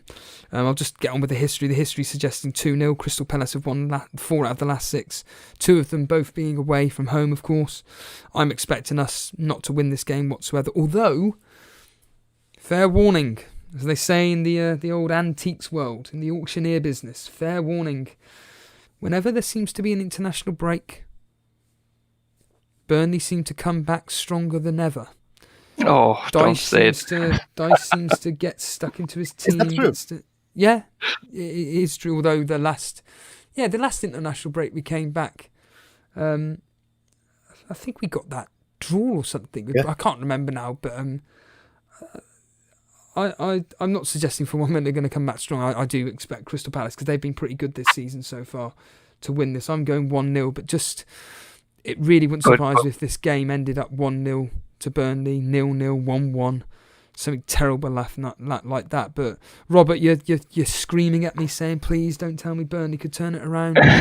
Well, I just don't know where the goals are going to come from. Rodriguez. McNeilcon's whipping some crosses and get them to score. I guess I don't follow Burnley that much, so I don't really see any strength in their side besides defending. And Pope, of course. I think Crystal Palace is going to take it 1-0. 0-1, if you say so. Yeah. Agreeing with me. Warfare? I don't agree with you guys. Actually, I'm going to go 1-0 to Burnley. I think it's time for them to win. Man. Crystal Palace, for me, I don't know. I mean, I've been playing FPL for like over 10 years now, and every wow. time I had someone from Crystal Palace, they're not reliable at all. They might go at home and win for whatever, and then go next game and lose 1-2-0 easy. And Zaha is a major FPL troll, if you guys know what I'm talking about. So I see Burnley win this one 1-0. 1-0 to Burnley. Mikas is saying, love your streams, keep up the good work. I had a question though. So you were talking about Cancelo a minute ago. Who would you play, Cancelo or Ayling this week? Warfare, what do you think, Cancelo or Ayling? That's a hard question. I'm going to go with the Leeds guy. I don't see Man City keeping a clean sheet. I don't see Leeds keeping a clean sheet, but I kind of see maybe a defensive guy get something, a goal or an assist. So I would go with the Leeds. But please keep in mind, I have no idea what I'm talking about. If I say something, so go with the other option and you will do amazing. Trust me. Robert, what do you think of? I think Ayling as well. I like both of the two, but I think, as I said earlier, that Spurs will win over City. I don't see them keeping a clean sheet. I don't know if City will play that offensive with the Spurs. I don't really know how the game will go. So I think Ayling is a good shout. As I said, Arsenal will not score. I think they look goal shy at the moment. So I think Ayling is the best shout. But again, it's your decision. I always say this: never bench your premium players, i.e. the players that play for premium teams. It's just a rule. It's a bit like in Call of Duty. Whenever you're playing free-for-all, never go backwards. Always keep moving forwards. FPL Blonde's here. She's saying this is a great stream, great guest. So there we are, lads. A compliment from FPL Blonde. James, my goodness, James Drury's here. He's an Arsenal fan. He'll be screaming at us. How's things, mate? I'm all good. I'm missing the gym. I went to my local park, did some dips. I think I did 7 or 8 sets of 10. Here we are. This is a question for us all. I have 8 minutes before a conference call, so we've got someone that's doing a free hit, but I'm on a wild card. Give me your must-haves, and I'll be sure to disagree with you. Who would you have as your must-haves on a wild card? Not a free hit, but a wild card moving forward. Let's go with Warfare. Help out James here. And yes, it is the FPL surgery. Former. Warfare, what do you think? Wild card. Good answer. I can answer for him. Go for it, Robert. I think you need to have Chilwell, Grealish, Martinez is a good shout here as well. Kevin De Bruyne, Fernandes, and then you can pick between Werner, Vardy, Kane, and probably you need Calvert-Lewin. That's not my guy. Or you need either Calvert-Lewin, Watkins, and Bamford, I think. Hold on a minute. What I'll do, I have respect to James. And James, if you're still watching this, you got a few minutes there. At least stay with us for 8 minutes or so at least. Just look at the screen. What I'm going to do is I'm going to put up the transfers and everything. So we'll get rid of some of these players here. So we'll take it as read. We both agree on Chilwell. All three of us agree on Chilwell. Yeah. Yeah. Who do we say in goal moving forward? Martinez. Is there any other players that you think maybe moving forward could be a good goalkeeper? I think I don't know. I don't really know who to pick. I don't really put that much thought in the keepers, to be fair. Why is that? Because I got Martinez in our early transfer, and I learned early on that you don't need to transfer keepers that much around. So just pick one and stick it. So if you don't have Martinez, it can also be too expensive. But if you don't have him, just put in him. You also have good fixtures moving forward. Yeah, I think that's the main point. That is the main point. Villa have great fixtures, and Martin is a quality player. Just pick one guy, stick with him. That's and I also think it's so unpredictable how the results are without the fans. So you can never really say when there will be a clean sheet. So true. Martinez will get a lot of saves. What Just one thing from me. I've noticed there's a tendency for a lot of people to go with 2 goalkeepers from the same team. Me? I don't know how you guys feel about that, but I would stay away from that. So a lot of people went with Martinez Thier, for example, from Villa, which sounds great on paper. But that means you can only afford one other player from Villa, and you have a dud on the bench. So just be mindful of that. Yeah, and I fall into that trap actually. Another team. Yeah, have a dud from another team, because that frees you up. You can get Grealish and Watkins, which you can't do if you got Martinez and Steer. So especially if you're on a wild card, just keep that thing in mind. That's what I'm saying. Just But I also think it's a good idea to have them both. So let's say Martinez gets COVID, then you already have a replacement, so you will not lose out on anything.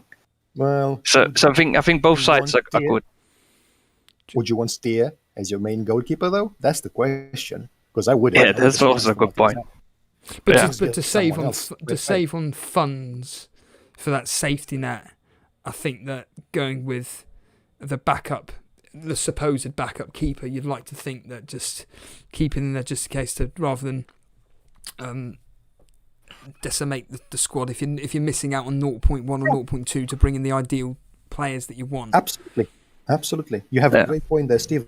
But think about this way. We're talking about a hypothetical situation against reality. And the reality says Martinez is in the goal. Steer is not going to play anytime soon. That's the reality. So we don't know if he's going to get hurt or whatever. Good points made about McCarthy as another option, maybe, in goal. He's certainly keeping the clean sheet. Southampton are looking in absolute fantastic form at the moment. So, but I think Martinez. I mean, what kind of formation would you be looking at if you were doing a wild card? 3-5-2 or 3-4-3? The second one, 3-4-3. Warfare. 3-5-2 for me, because a lot of good players are in the midfield. That's why you have a lot more options than forwards. That's my I'm sorry, Robert. From a biased point of view, I'm going to have to go with 3-5-2. So, who would those 3 defenders be then? So we've got Chilwell. That's a given. What other defenders would you consider in a wild card if you had to do so? Cancelo or Diaz? Cancelo For or sure. Diaz? Either one. I would certainly go with Cancelo, being the more attacking of the 2. Okay, there may be a rotation risk, but as of now, I think that he's almost nailed. And a third option maybe. Who would you, Warfare? Who do you think is a third option? So Chilwell, Cancelo, and who would you partner up with? I would still go. Let's see. So we have someone from Chelsea. Man United defender. They've got some decent fixtures coming up. No, not for me. Not for me. If you're going to say Maguire, no, because he's as likely to score a goal as he is to get a red card, because he's very impulsive. So that would be a no for me. I like if you go with someone with Chilwell and Cancelo, who are both high value, then I would go with someone a little bit cheaper, but still attacking. Someone like Lamptey, for example. He's cheap. Yes. He's good. He can score goals. That's what I would do, because you can't. If you want a strong, if you go with a 3-5-2, you can't really afford too much money in the defenders. You got to keep the money for the premium midfielders. Otherwise, what's the point in doing that? So it would have to be a cheaper option, I think. And just look at the teams that have good fixtures going ahead and go with one of those. That's what I'm thinking. So we take it as read. We all agree Grealish has to be in there. Kevin De Bruyne? Yeah, De Bruyne. For sure. For me, at least, yeah. Cautious yes on that. Cautious, yes. Why cautious? Because we all know KDB. He's an amazing player. He was a must-have last year. But this season, he hasn't really clicked in properly yet. And that's what I want to see. I want to see him. I mean, for how much he costs, do I want 5 points from him? Not really. I want more than that. I want to see more from him. But yeah, I would give him a chance. I think he'll do well in the next games. I mean, they've got amazing fixtures as well. So yeah, about, KDB, good choice. Would you hold Son, or would it be like, nope, get him gone? Out for Fernandes. Okay. Just like that. It depends on what Spurs do against Man City. I still have Son and Kane. I've got both of them. I'm going to keep Kane whatever happens, because he's going to return. Son, if he does well in the next game, he stays in the team. There's no way I'm going to take out a player who keeps scoring. But without that knowledge, with James doing the wild card now, you haven't got that knowledge. So would you say Son out, or would you still keep? True. I would not bring Son in with that knowledge on a wild card. I would not do it. So we've got 2 spaces for strikers. Then let's just put Brewster in for the sake of it. What 2 strikers then stand out for you? I would probably say Calvert-Lewin maybe, for his upcoming 3 decent fixtures. Or is there better strikers out there with better fixtures that you think would do a better job? As Watkins, but we cannot with the keeper situation as it is now. So then we should change our second keeper. Otherwise, I think Bamford is a good shout. Let's go with Bamford just for the sake of differential here. So Bamford, and then who would you partner? Isn't he highly owned? How many owns Bamford? It is a whopping, I can't even read, 38%. Or 35%, something like that. Yeah, really? So that's not really a differential. That's sorry, why as in differential within this team, so to speak. Yeah. As in Leeds, a different team player. So we've got Bamford. Who would you partner Bamford up with? Bearing in mind we've got 4 slots to play around with here, with 32 million left to play. What striker would you partner Bamford with? I would bring Vardy in because his fixtures are. If you look at his next fixtures, and you'll see what I mean. You can't ignore that. No, you can't. Yeah, Fulham and that sounds good. Brighton and Sheffield United. Come on, you gotta give him a chance. And you could argue Everton, Brighton, even Liverpool, all leaky defences. So absolutely. So what 2 midfielders stand out for you then, where you think I've got to get them in if you're on a wild card? I think if he has Salah right now, I will actually keep him. Well, unfortunately, I think he's essential. For me, I have to have him. Well, that unfortunately leaves with 9.7 in the bank. And if you're playing a 3-5-2 formation, so it then almost comes down to playing a 4-4-2 formation by bringing in 2 4.5 players. Let's just quickly see from a defensive point of view. Things to foul is good to get in there. So you have, as a basic cover, of course. Yeah. So that then leaves us with 5.2 in the bank to spend on a player in midfield if required. Although, are you then thinking of maybe just doing a 4-4-2 rather than a 3-5-2 at that point? I don't like that at all. I think you have to do a 3-5-2 or. So then, which from a 5.2 3-4-3 for sure. I don't really see Jorginho. No, Sousek? he's. I have him in, and I don't recommend getting in. Trezeguet. Oh, we've already got 3. Sousek is a good shout, actually. Sousek, what do you think, Warfare? I would stay with Jorginho, however you pronounce it, the guy from Chelsea, to be honest with you. Yeah, I don't know how Bill feel about that. It's Chelsea. He's going to get something. Even if he doesn't play all the time, he's still going to get something. But if we go with a 3-5-2, we will play him every week, I suppose. For sure. The top performing players from a 5.2 perspective are Jorginho at top, then you've got Hendrick, waste of space, Sousek, in my opinion, useless. Solomon March of Brighton. Yeah, that's exactly right. You haven't got much choice at that 5 point. So that's the issue. I mean, you could go with Basuma. But you're not going to get a decent player for that amount of money that you're going to want to play all the time. You're just not going to get him, not for 5 million. So. No. So what if we downgrade Vardy to Werner and then see what we have left? That's an option. Then upgrades. I mean, we'd be here all day for crying out loud talking this. I mean, I think the biggest hole for me is the Salah. I would not be having Salah on me personally. I wouldn't be having Salah on a wild card. I agree with that. I'd be getting him gone from my personal perspective and bring in maybe Ziyech. of course, who seems to be the go-to man. Maybe even a Mane. No, because he's 12 million. Rashford, potentially. A double up. I mean, if you were to bring in Rashford as an argument's sake, you've then got 7.8 to spend on a fifth midfielder who could be someone like Zaha, for argument's sake. Rodriguez, unfortunately, is 0.1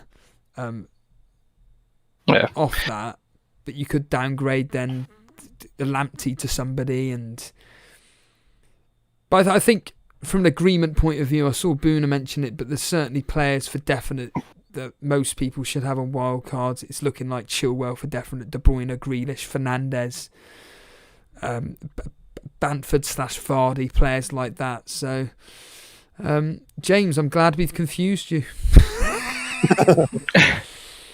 This is the nightmare, because unfortunately we all have our own self biases towards various players, and it's like whatever players you two have got, you're going to be arguing the case for, whereas players that I don't have, I'll be arguing against, and it's very difficult indeed. It's also down to the team value as well, because some of us have built up a large amount of money, so we can actually bring in players that other people can't. So we can tell you bring whatever, which we can, but you can't because you don't have the money. So there's the aspect as well. Well, James is in the same mini league in the Content Creators League as me. I think I may be above you. I think. I know for a fact I was above James. Now, whether I can see his name or not... Ah, there he is. Yes, I am. So his team value will be... It's... Well, 100.6 million. So 100.6. That's tiny. Very low. So he's not obligated. And his team up on screen right now, I mean, look at it.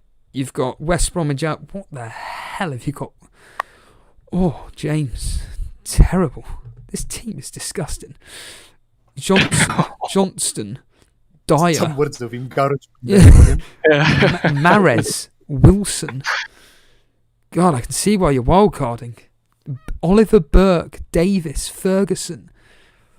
Oh, it's horrid. Yeah. So this, you already have Chilwell, so that's good, I believe. I'm sure that'll encourage him. Yes. Yeah, but because he rose in price. I don't know if he got it last week, but that's good then. Well, if you look at the team here, for definite keeps, it would be Chilwell, in my opinion, Chilwell, Walker-Peters, Salah. Chilwell, Walker-Peters, Grealish, Son, Kane. I'd keep them for definite. Just also Son. Yes, I think Son's fixture proof personally. I think he's a machine. I think he can score. Yeah, he actually. I thought he looked like Ronaldo back in the days. Yeah. I mean, he just runs and runs and runs. I mean, Warfare making the point. It'd be great to see what he does against Man City. Well, I haven't actually gone through the history, so what I'll do, that brings me neatly onto the history for who I think are the better captaincy options. I've personally gone with, and again, this is all based on what history I can get from these specific players against the representative team. So, KDB, Sterling, Mane, Zaha, Vardy, Kane and Son.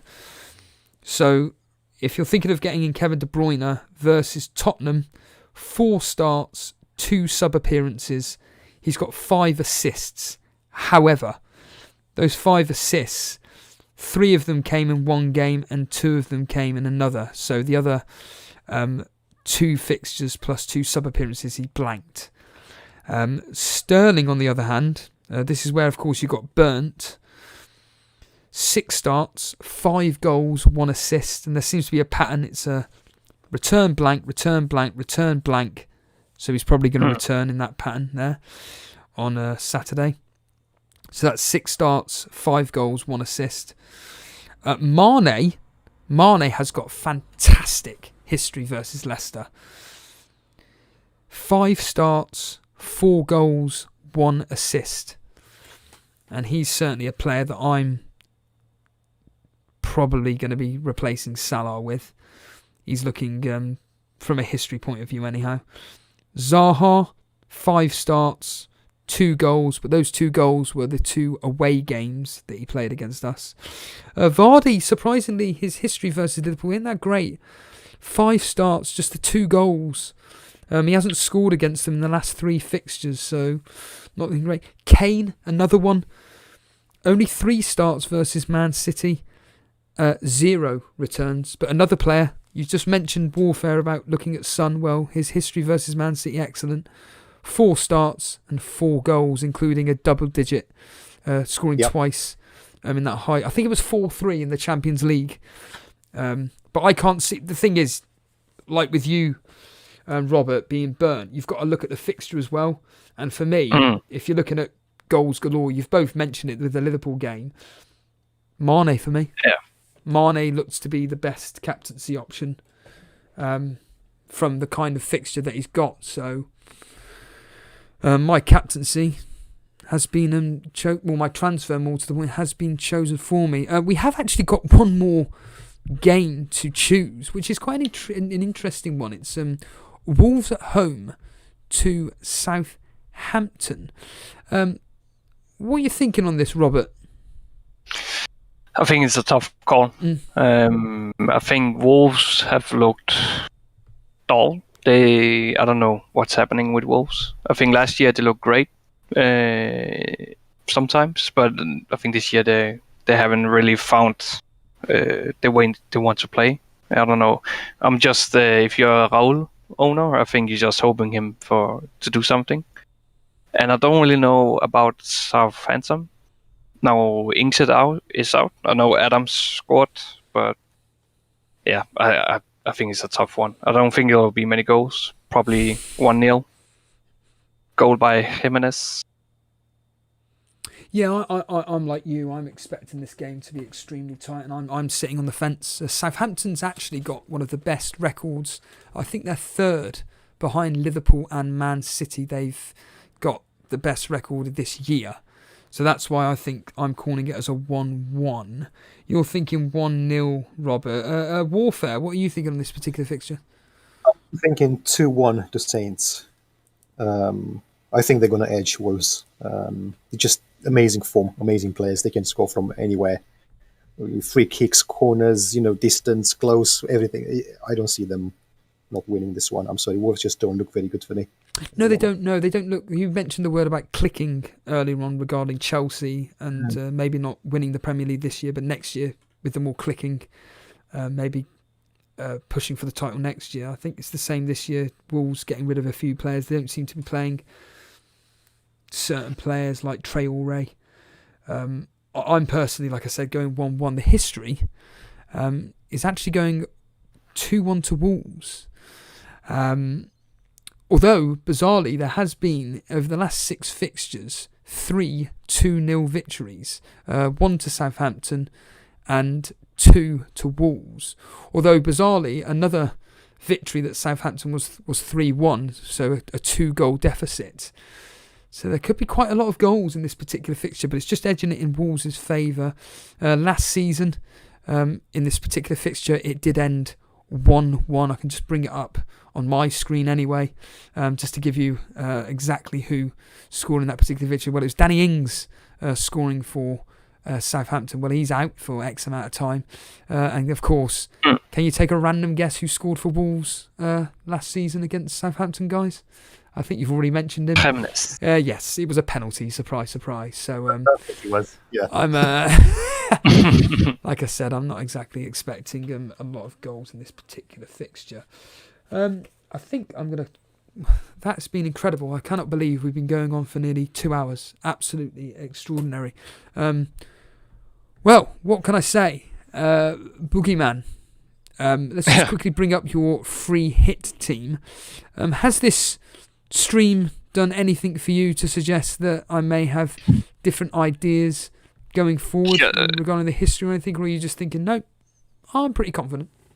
Yeah, actually just here in the end, the thing about Vardy not scoring, but I'm going to keep him. But I'm actually...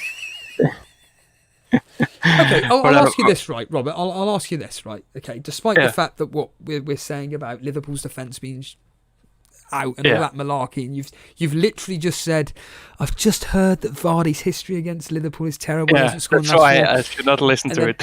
And then let's just say it ends 1-0 to Liverpool, and Vardy, of course, does nothing. What will you be thinking? I will be mad at myself, but I chose him for a reason, so I should not change it up now, just because I heard he hasn't scored for a while.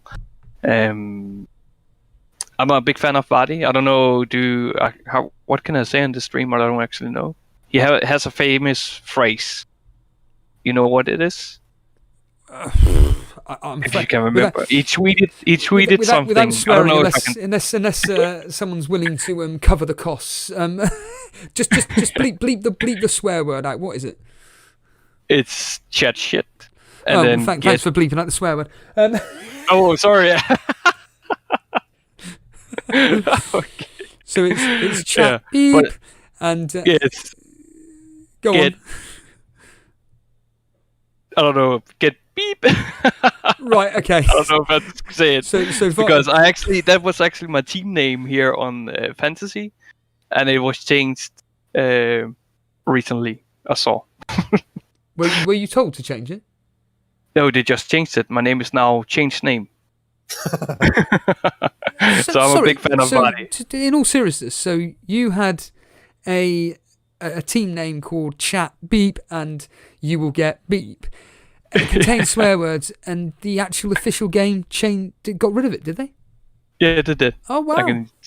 So my name is now changed name. So I don't know. Wow. Okay. Fair enough. I'm surprised. And how long's that taken them to change? Have you had that name the whole time? Yeah, I had it for. I think they just changed it. I had it last week for sure. Oh, so you'd actually changed it to that, and then right? I see. No, I had it from the start as chat. Oh, beep. Maybe someone may have put in a complaint against it. So I would not recommend, because I read the rules, and you can actually get your team deleted for have such a name. I mean, in all seriousness, the team's up on screen. It's beautiful. It's perfect. For me, there's nothing wrong with that whatsoever. I think as a free hit, it's fine. Warfare, just quick final thoughts on Rob's team.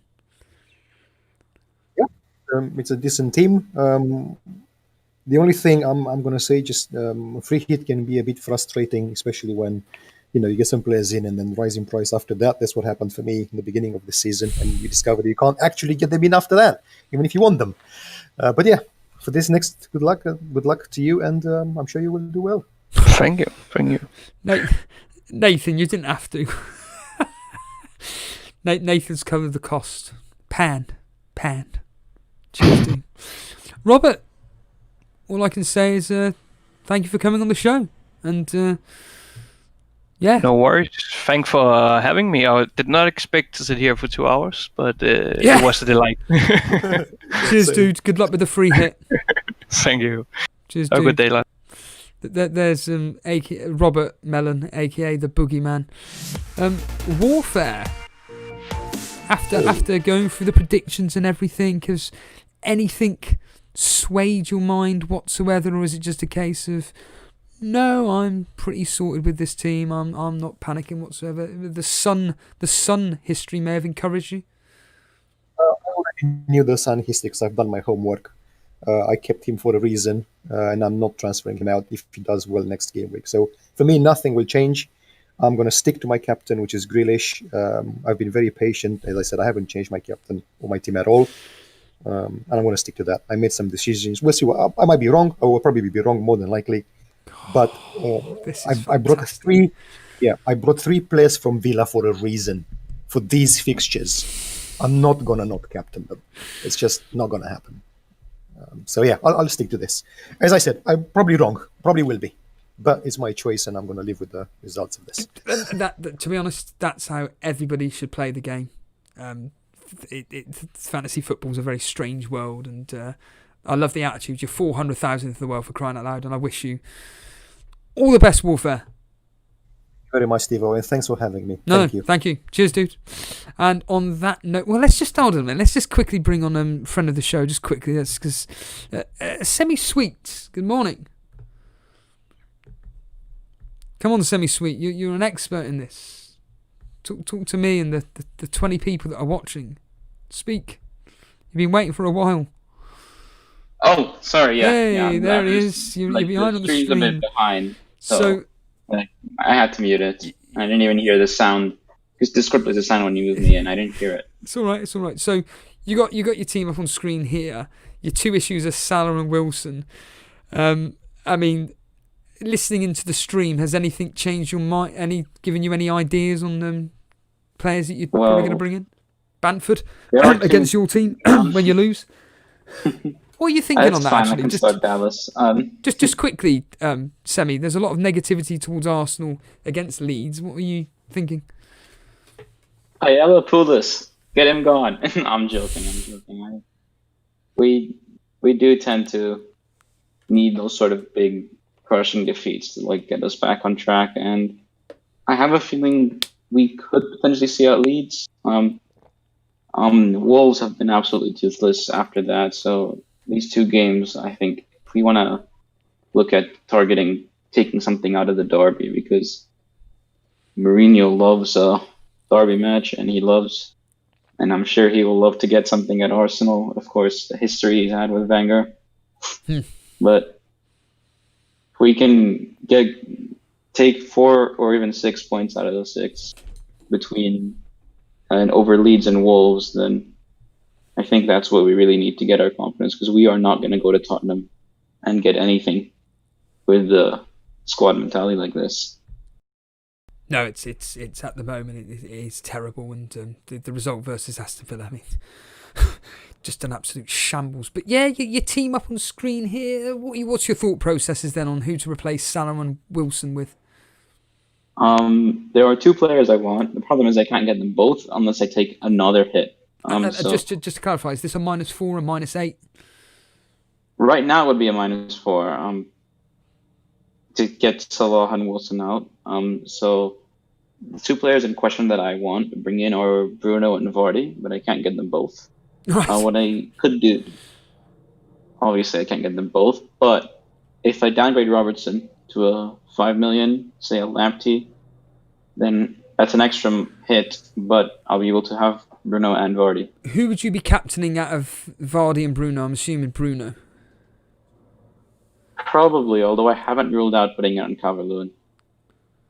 So you'd be bringing in... Do you know what? Funny enough, there's a rule that Jason always has, which is if you're going to bring in a player for a hit, you've got to captain him. Hence why I'm going to be whoever I bring in for Salah, I am captaining.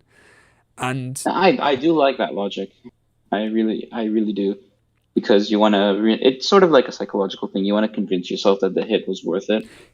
So you'd be really confident that the player bringing in is... Yeah, and also... This Salah and Wilson injury came out of nowhere, so to speak, and you would never have been bringing in... Well, tell me, you weren't going to be bringing in Fernandes this week, were you, for Salah? If Salah was fit. I considered it, but I'm like... The thing about Liverpool's fixtures is in the next 7 or 8, there's only like 1 or 2 where the Liverpool player is a better captain, like a much better captain than the Man City player, or anyone else for that matter. And I realized that, well, Salah getting COVID actually got me thinking. Like, I have Harry Kane in my team, and just looking at what Mourinho has done to his strikers in the past, I think you think of Diego Costa in the season when Chelsea crushed the league. Mourinho has a track record of turning strikers into world beaters, and it's going to be a huge season for Harry Kane. So I had to keep him. Although downgrading him to Vardy was one of the first moves that crossed my mind at the beginning of the break. Because your setup is a 3-4-3, is that right? It is, isn't it? So it's a 3-4-3. It can actually be 4 in the middle if I don't want to play Soucek. That's the thing. I like to have that sort of flexibility. Since this season has shown that having a stronger bench is worth it. Of course, never forget the mighty Dale Stevens. But besides that, I do like most weeks I'll be playing Suchek and going for the 3-4-3, but I'm happy to drop him and stick a fourth defender because I have some nice depth in defense there. Well, going on the predictions, we're the three of us: Warfare, Boogeyman, Robert, myself. The game that we're all expecting there to be lots of goals, which will end up being probably 0-0 or like 1-0 either way, is the Liverpool versus Leicester game. What are you thinking from that? Because the players that you're thinking of bringing in, Fernandes, for example, I'm expecting them to do a job. 2-0. You've got I've got it on the wrong page here. I'm doing it. You've got Robert, who thought 3-0 to United. So basically, three of us said 2-0 United, and Robert with 3-0. You'd think that Fernandes will get something out of that game, but what are you thinking on West Brom? Surely they're going to be a bit more tight than what? Well, I like Bruno as a more long-term pick as well because they have 3 nice away games coming up, and they also play Leeds at home, which can go either way. All that within their next 5, so I'm happy to have him for the 6 fixtures. And then I know it's way too early to be thinking about it, but I believe around game week 17, 18 is when we could be entering double game week territory. I'm telling you now, sorry to interject, I'm telling you now, I can't wait for the Premier League to throw a spanner in the works and not give us that double game week. It would be so funny. Because people are planning for it, but it's a season of... I'm not really thinking about it, but it's there. The possibility is there. And the next 6 fixtures in particular for Fernandes, the only one that stands out as difficult is the Manchester Derby, but United have actually been doing City in the Derby recently. I think they won 3 out of a possible 4 last season. Well, that's it. It's because Man City play such an attacking game, Man United play on the counter. They can just set up and go for it. But let's be real here. How set are you on taking that -8? To bring I think I'm going to go for it. Because you've got to remember, there's quite a lot of people that have already done big hits already, and reality is it's just going to cancel each other out anyway. So you could be just, on the same level as all your rivals. I remember the last international break. That's when I played my wild card, and so far it's been going pretty well. But I remember there was a stat that came out like 30% of managers took a hit, and there's going to be many people on a wild card noticing the hits flying around. It was the same last international break. So yeah, it tends to be sort of, this is the time when, like, I like to look at fixtures in groups of 4 to 5, and I think from now until around about Boxing Day, United are going to be good, Leicester are going to be good. So I would like to have Bruno and Geordie both. I just realized that potentially having absolutely no Liverpool players at all could be costly, especially considering they've got a nice game against Fulham on the horizon. But we can cross that bridge later, because I do have a bit of an idea of how to target that Fulham fixture, but I will not say anything yet. And on that note, Semi, all I can say is good luck with the decision making. Thank you. There he is. There's the main man, Semi Sweet Potato. A lot of people screaming at Semi there, saying, "Don't do it! Don't do it!" Andre specifically. Don't do a -8. Nistel saying, don't do it. FPL Tips is back. Morning. So on that note, on that bombshell, I think we'll just say good morning to everybody, and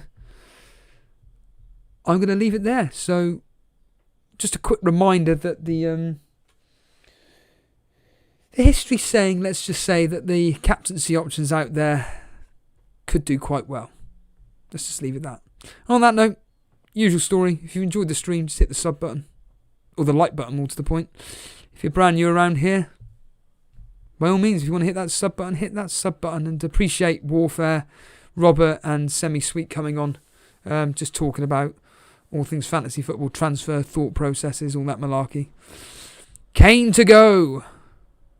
Kane to go. No, keep him. He'll score versus City. You watch.